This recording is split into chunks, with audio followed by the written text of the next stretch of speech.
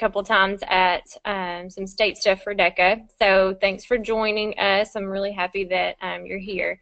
So what we're going to talk about tonight is a session that I was able to present at MBA Conclave, and it's about being able to implement into independent study classes using LAP modules that are provided through MBA research. So a little bit about me. Brenda did a great job introducing me, but I am a former director of college admissions. So I came from the business sector into teaching a little bit backwards. This is my 6th year in the classroom, and like she said, I'm very involved in DECA and in school-based enterprises. But what I'm really going to focus on tonight is the fact that I have 24 preps a day, which means on Infinite Campus, on my grade book, I have 24 different classes that are consecutively happening all at the same time. And usually when I tell teachers that, they have the same response. They are like, how in the world do you do that, and why do you do that? And so I'm going to talk a little bit tonight about the why and the how, and more importantly, how that benefits the students that I work with.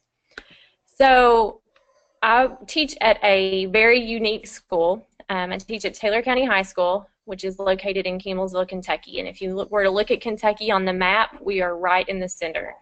We like to call ourselves the heart of Kentucky. We have about 1,000 students, so we're not a really, really small school, not a really, really big school. But we have certain things that kind of set us apart from a lot of other schools. We were named a School of Innovation by the state of Kentucky. And so what that means is that we are allowed to do things differently. We're really encouraged to be innovative, to think outside the box as far as our classroom goes and as far as our scheduling goes. One of the things that our superintendent hangs his hat on is the fact that we have had 0 dropouts for the last 10 years. And so if a student comes and they want to drop out of school, what will happen is they will sit down with a series of counselors, with a series of administrators, and we will come up with a different plan in order to help that student receive a degree. So that was kind of what has fueled our district into unique scheduling, unique student opportunities. We also hang our hat on being a performance-based education school. And so what that means is that our students are self-paced in their academic advancement. So for instance, I have a daughter. She is 6 years old and she's in kindergarten. And once she finishes kindergarten, she will take a test. And based upon that test, she will either go onto like a 1st grade reading class or onto even a 3rd or 4th grade reading class. So students aren't placed in classes based upon their age. They're placed upon where they are academically. So here at the high school, we have 7th graders who are bussed over and are taking a sophomore, junior, sometimes even senior level math classes. So as far as like our classroom demographics, they are very, very different from what most schools are used to. So students kind of are able to advance at their own pace. In order to make that happen, what we have to do is we sit down and we individualize every student's schedule. So a student who bumped up into advanced calculus as an 8th grader, their schedule obviously is going to look a little bit different than any other student their age. So we sit down and we make their individualized student schedules, and that's where things get crazy. So we'll have a lot of students who are taking like a dual credit class at a college for college credit, or who want to take an AP class, but those classes are only offered at certain times. So where do their marketing classes fall in? Where do their agriculture classes fall in? So what happens is that we as CTE teachers then individualize our schedules to meet those student needs. Another really fun fact about our school is that we have over 10 school-based enterprises. Our new school, we just moved into a new campus last December, and we are set up to look like a mall. So if you were to walk in the front doors of our school, all the classrooms are glass front and like they look like retail stores that you can walk into. And so we have a lot of students who will work as employees in those school-based enterprises. And so we have to figure out how does that work in their schedules as well. So as you can tell, it's not your typical high school, but the things that we do and the individualized components of it can be applied at any school across the nation. So I tell people all the time, just because that you're not teaching in a school that's all crazy and does all this crazy stuff, doesn't mean that you can't apply this same stuff to your classrooms as well. I'll tell you a little bit about the benefits why. So why do I feel very passionate about independent study courses? One of the things I think that it does is that it provides students the flexibility to take courses in a traditional and non-traditional setting. You and I, if you've been in the classroom any time at all, you know that students learn differently in different settings. And so, some students need that face-to-face exposure. They need to sit there. They need to see a teacher's face. They need to have that one-on-one connection. But there are some students who are self-motivated and who just go faster than even the teacher can teach them. I have a lot of those students in my classes. They're used to taking AP classes. They're used to being challenged. They've been bumped up now for 10 years. So they're used to accelerating at their own pace. And they don't necessarily need me to stand there and hold their hand. So this fits both settings. This this can fit a lot of different kids. I'm really passionate about it as well because, I told you that we have no dropouts. So you have to keep in mind that the kid who wants to drop out of school is here in school. Like, he's not allowed to drop out. And he has to take a business class. So I have to find the way to meet that AP student who's going super fast, and then the kid who's also who doesn't want to be there.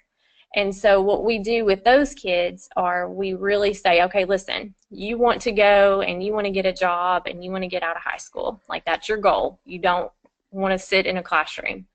Then let me enroll you in an independent study course and let me help motivate you. And you can finish this course in 6 weeks that would have taken you an entire year. And so when the kid can see, okay, there's a benefit to me going ahead, doing this work at my own time, it's amazing how motivated they will be to actually do it. So I've seen the benefit on both sides of the spectrum, with the very advanced student and with the student who really just doesn't want to be there at all. Another thing that is amazing that it does is I'm a single teacher department. We do not have another marketing teacher in this school. So I'm limited. We teach a 7-period day. So typically I would just be able to teach 6 classes and then have my planning period. But what an independent study course lets me do is to offer courses like ethical leadership or like sports marketing.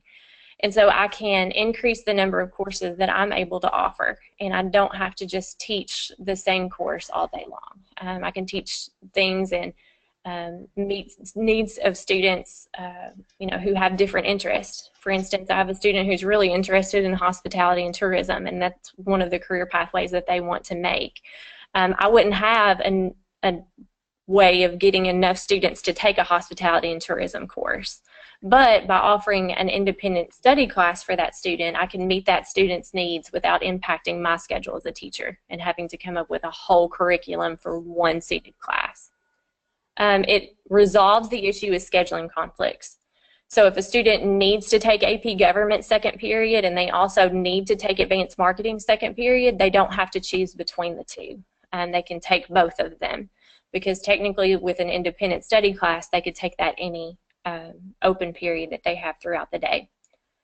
Another thing I'm really passionate about is that it gives students experience with online learning, and I'll talk about that a little bit more in just a second. And then also, we all have this issue all the time of new students enrolling, transferring to schools. They come in halfway through your course and they've already missed, a lot of the material. And you can't go back and reteach 3 months of information to one student. I just had a student enroll last week into one of my entrepreneurship courses. And what I was able to do with her was to literally start her from week 1. And she's going to be able to start and work her way through the entire course and not be penalized for, coming in late. I just put her on an accelerated path so that way she can get all of the information that she needs and still take the course.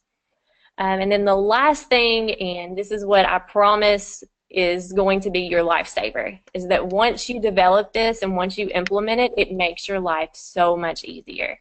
You move from the role of like grabbing and getting and putting all of this information together to really just facilitating.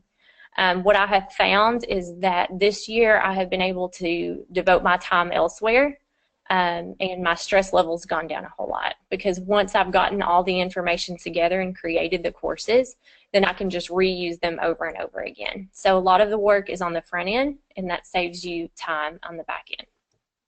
So I told you about online learning. 1 out of every 3 students today takes an online class while enrolled into college. So if you're looking at your students and you know that they're probably going to go to college somewhere, you can pretty much guess that at some point during their time that they're enrolled, they're going to take an online class. And for a lot of students, that's a big change. They're used to having that teacher in front of them. They're used to having somebody hand them an assignment. They're not used to taking responsibility for following a syllabus and meeting deadlines. And so what an independent study class that's set up this way does is it really helps empower that student and teaches them the disciplines that they need to be successful online. So I think that's a really great benefit of independent study courses. So how does this really work? Well, I am a huge fan of the Learning Center that is provided through MBA Research, because, and this is honestly how I found it, Kentucky's set up as a member state, and so I knew that it was a free resource that I had available to me. I was told 3 weeks before classes started that I was going to have to teach an entrepreneurship class, and I had nothing, had no curriculum whatsoever. So what I did is I logged into Learning Center and I literally clicked probably 3 buttons, and I imported an entire curriculum into the Learning Center, and that was it. So literally within 2 days of sitting in front of my computer, I had the entire course set up for the entire year. All I had to do was go in, put in deadlines, put in assignments, send my students invites to enroll in the course, and it was done. So I'm a huge fan of Learning Center, and if you are in the state of Kentucky, I would love to help you navigate through that and learn, how you can set that up. But if you don't have access to Learning Center, I tell teachers all the time, you can do this through any learning management program, whether that's Schoology, whether it's Google Classroom. It's going to take a little bit more work, but you can still follow the same basic principles to set it up. So how does that look? Well, I have a 3rd period class, and in that class I have about 21 students. During that 3rd period class, I have 4 different courses going on at the same time. So I have 5 students that may be enrolled in Principles of Marketing. I have 4 that are enrolled in Advanced Marketing. I have another handful that are in Entrepreneurship. And so they're all taking, different courses at the exact same time in the same room. So what I'm doing is I'm walking around, I'm facilitating it, I'm resetting some tests, I'm talking to students, helping them work on whatever's in front of them at that time. So I'm not up in front of the class lecturing, I'm not passing out papers. Really the students are all at different places and able to work on things, and I just serve as the facilitator. So I tell people what's the easiest part of implementing independent study courses. The easiest part by far is setting up the course. There are information out there, access to course guides, there's access to standards out there to set up the course. So it was really easy for me to get that going. Grading is really easy, especially if you're using the Learning Center. All of the assessments are graded for you, and the way that students can submit like written work, literally I sit there, I read it, I grade it, I click a button, it goes to the next students. I find it to be the easiest grading that I've ever done. I do not have to pack papers back and forth from school. I literally can access it from my phone and grade papers while I'm sitting in my van waiting to pick up my kids. So to me, that's a huge advantage. And then I also don't have that daily prep. I don't wake up in the morning worried about what am I going to do that day. I don't wake up in the morning worried about sub-plans if I can't be there. My kids are just constantly moving forward. And honestly, they can do that with or without me. The hardest part, by far, is staying on top of the students who are not self-motivated. So I encourage students, if you are not self-motivated, do not take an independent study class. It is not for everybody. It's not intended for everybody. So if a kid is not self-motivated, I really try to deter them from taking the class. But how do I stay on top of them? I put in grades every week. And if you start putting in zeros for a student and they are getting those notifications at home, they tend to do their work a lot faster. Also, I do a lot of parent contact. So if there's, if I go a week or two and the kid hasn't made any progress in the course, I contact the parent. And I try to resolve that before a grading period is over. And I've had to move students out of the independent study course and into a seated course if they showed me that they couldn't do the work that way. So how does this look? Well, what you see in front of you are actual screenshots of what I give my students. So I find what has worked best for me is to do kind of a blended course. So the students will, when they come into my course, they will get what's called their textbook or their packet, and it contains the pacing guides, and they look like what you see in front of you right there. And they're broken down into modules. So for instance, the first midterm that we had would have 4 modules on it, and those came from the Learning Center through MBA research. What they are just lap modules, if you're familiar with that term. So the students would complete those 4 laps, and then by certain deadlines, and those would be worth certain points. All of that was done through Learning Center. They never handed me a paper. And then the next week, what we would spend time doing is like this is an entrepreneurship course, so the students are developing a business plan. So they would actually do some written assignments. I had it set up on Learning Center for them to submit those on there, but you could use Google Classroom. They could turn it in, in hand if they needed to. But the written sections are not laps. They're actual, like a project-based learning assignment.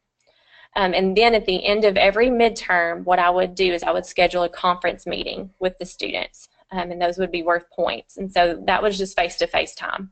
It wasn't like a formal meeting. I would just sit down with the student and say, okay, you completed these 4 modules. How did that go? How was your learning? Let's look at your grades.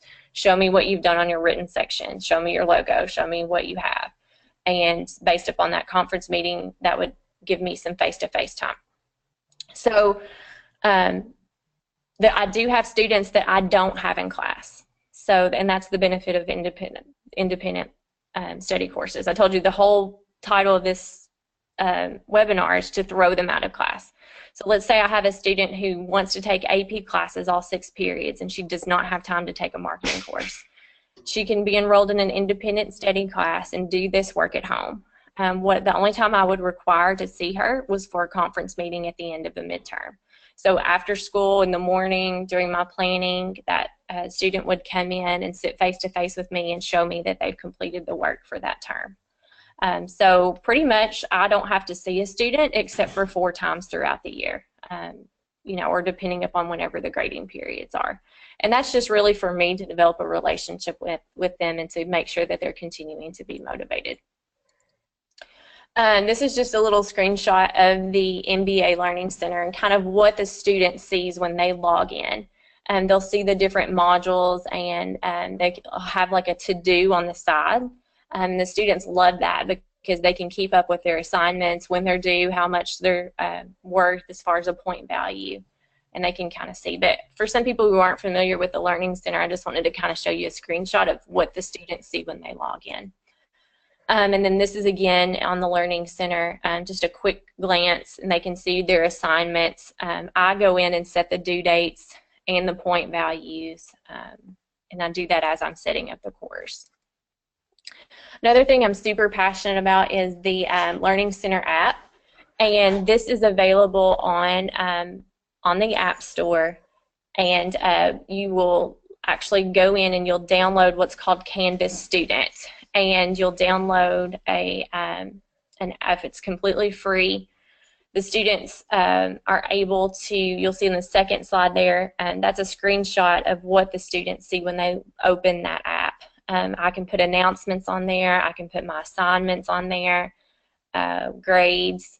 The students, they love this 3rd column here on the ends because that is what is on the to-do tab. And so every day a student will literally just get on their phone, open up the app, they can click that to-do button, and it will tell them, what they what's due that week. It looks different for me because I'm a teacher. And so I showed you what my to-do looks like. And so it shows me that I have 3 new entrepreneurship research assignments that need grading. So it'll actually tell me how many students have papers that I need to grade and give them back their scores. So I love that. I think that's awesome. That's what I was talking about when I'm sitting there waiting to pick up my kids from gymnastics or from dance class. I can sit on my phone and literally grade papers, and it's that easy. And I've never found another learning management program that has allowed me to do that so easily. So what I am going to provide for you guys, if you want to, you can take a picture of that link. Brenda's going to be posting this for some people later on. But this is a free link to my shared resources folder. And so the pacing guides and everything that I showed you tonight are available for you on that link. And so you can go there, you can look at them. You may change them to fit your needs. That's completely fine. I just wanted to share that with you guys. And if there's any questions you have, feel free to contact me. This is also my my email address and my social media. Any way that you need to contact me, you can feel free to do that. But really, my heart in independent study courses is that it just really gives you another tool, another resource to allow students to meet their goals. And not every student is created the same, whether they work fast, whether they work slow. And what independent study classes allow you to do is individualize things for that student. If a student wants to work ahead, they can do that. If they want to work at a slower pace, they can do that as long as they're staying on their deadlines. And, for me, it's opened up a world of different courses that I can offer. And so, I'm looking forward in the future to offering some more classes in, things like ethical leadership, or, I've never offered anything in, fashion marketing before because I could never fit that in my schedule as a teacher. But now I'm able to put that course together and to offer it to a student at any time. So if a student wants to come and complete 3 courses during the school year with independent study classes, they're going to be able to do that. So that's just a little bit about what my classroom looks like. Not all of my core classes look like that. I do have 3 seated courses, just like any normal teacher, with 30 wild kids in it, and I stand up in front of the class and lecture. But more and more I'm finding that this is not only a more innovative way to teach, I also have started to prefer it.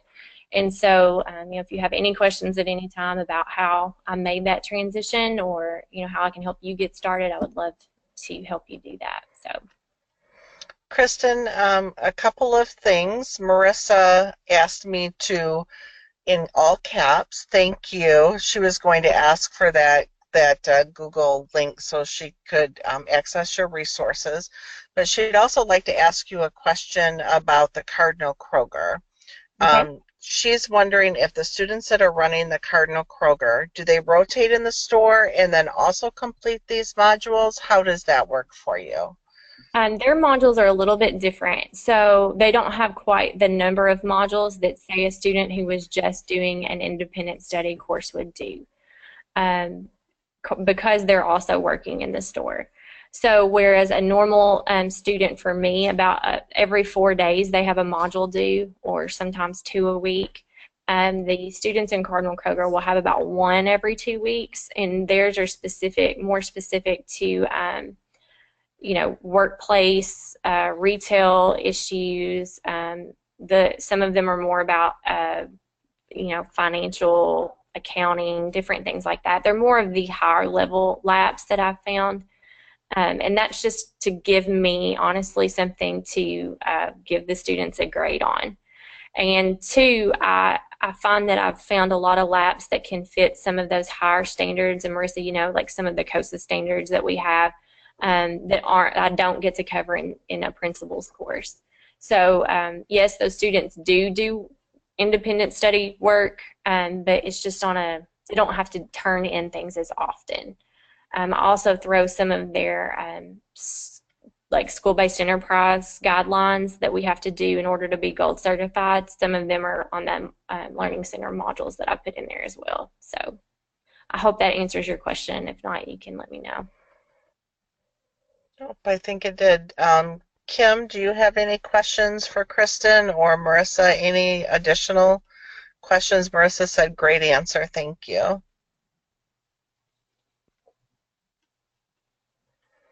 All right. Well, I would like to thank Kristin so much for your presentation tonight. I learned a lot. Every time you think you know a system, you learn something new from teachers who are using it in the classroom. So, Kristin, thank you so much for joining us tonight. For those of you that are on with us, please make sure you let your other teachers that you know. Lori, welcome. I didn't notice that you had joined us, but Lori, thank you for joining us tonight. Please email other teachers. Kristin is going to be doing the same session again on Thursday night at 7 p.m., so encourage others to join us. And again, Kristin, thank you so much, and thank all of you for joining us.